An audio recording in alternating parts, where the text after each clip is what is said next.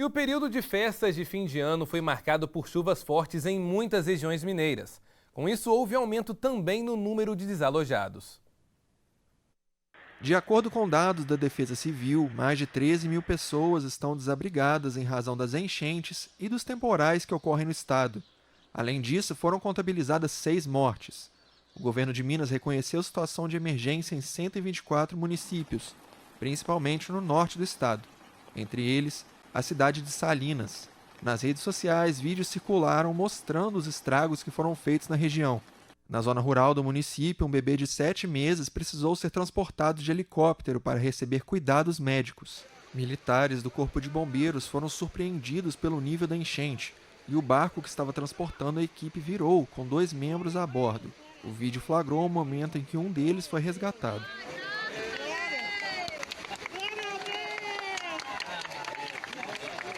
Apesar do Instituto Nacional de Meteorologia continuar com alerta sobre o volume de chuva nesta semana, a expectativa é de redução na região norte, uma das mais afetadas do estado. Atualmente, apenas 11 cidades continuam em situação de emergência e outras 2 em calamidade pública.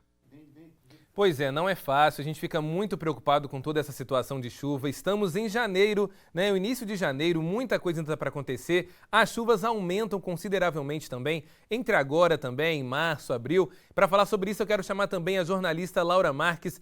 Laura, uma excelente noite para você. Primeiro Diversa em Rede de 2022. Laura, muito bom tê-la aqui mais uma vez. Olha, infelizmente já temos que começar a primeira edição do ano falando de um assunto que é recorrente, que é a questão das chuvas, né? Eu queria saber primeiro se tem chovido muito aí na região metropolitana de Belo Horizonte. Como é que foi aí a virada de ano de vocês, Laura? Uma boa noite.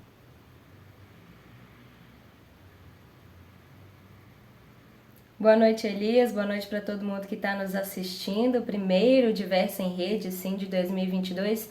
Infelizmente, já falando de estragos que o período chuvoso tem provocado, né? Nos últimos dias a situação foi bastante grave, da semana passada para cá, principalmente Natal e Réveillon.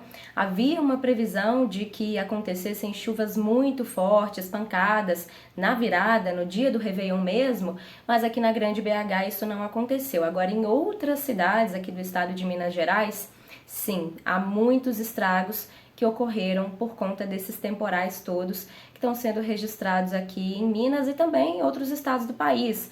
Por exemplo, na Bahia, onde a situação é ainda mais grave, tem também problemas provocados por chuvas em Goiás. Em outros estados do país isso tem acontecido. Até em um destino, imagens que ganharam a internet nos últimos dias, lá em Jericoacoara, né, que é um destino de praia muito comum, muita gente vai para lá para passar o Réveillon, as festas de fim de ano. Lá também aconteceram fortes alagamentos, enxurradas pelas ruas da cidade. E essas cenas aqui em Minas têm sido muito comuns, Elias, de jet skis, barcos sendo utilizados nas cidades aqui de Minas Gerais para resgatar pessoas. Isso aconteceu, por exemplo, em Salinas, na cidade de Porteirinha, que ficam no norte de Minas Gerais. É por lá, Norte e Vale do Jequitinhonha e Mucuri, onde aconteceram as piores ocorrências de alagamento, de consequências dessas chuvas todas.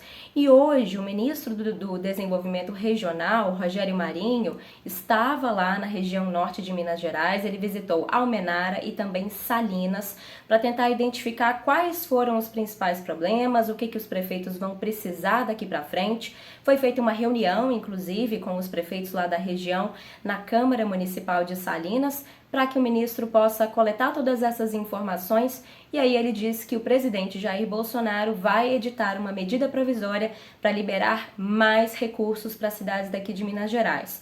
Até o momento, de acordo com o ministro, o estado já recebeu aproximadamente 50 milhões de reais. No total, para todo o país, o presidente Jair Bolsonaro já editou 2 MPs, 2 medidas provisórias. A primeira delas de 200 milhões de reais para a reconstrução de estradas, a segunda delas de 700 milhões de reais, que vai ser utilizado principalmente para ações em assistência social.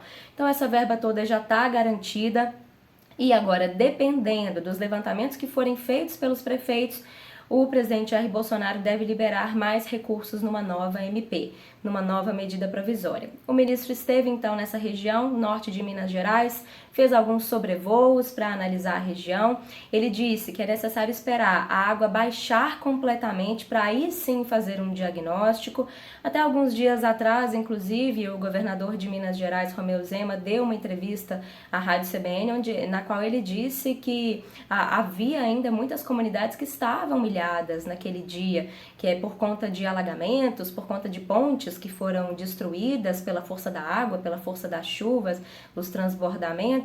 Então, de fato, é necessário agora que os prefeitos façam essa contabilização de danos para informar o governo federal, para aí sim essa verba toda chegar, segundo o ministro. Nesse final de semana agora, as cidades que registraram estragos foram, por exemplo, Santa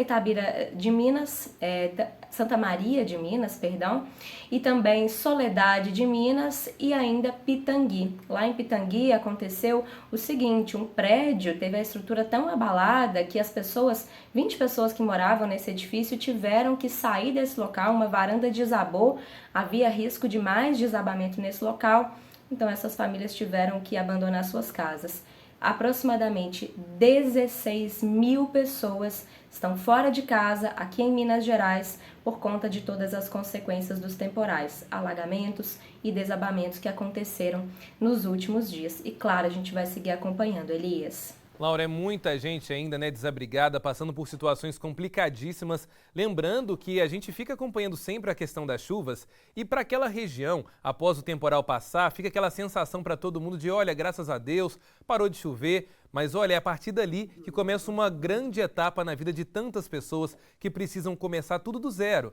Não é? E uma situação que não é só hoje que acontece, são situações que se repetem ano após ano. A gente espera sim que as prefeituras resolvam, que apenas o governo federal não venha agora também, claro, é importantíssimo o recurso para poder restabelecer a vida daquela região, mas as pessoas precisam de mais respostas. E a gente, claro, vai seguir acompanhando. A gente espera que se você também que puder ajudar, contribua, Muitas prefeituras precisando agora também de doações, que estão mandando para famílias carentes, que estão aí também numa situação de risco. Claro, a gente espera que a situação no próximo ano seja mais tranquila, que 2023, em janeiro do próximo ano, a gente venha falando aqui sobre as obras de contenção para evitar esse tipo de situação. Laura, muito obrigado. Daqui a pouquinho eu volto a conversar com você mais uma vez.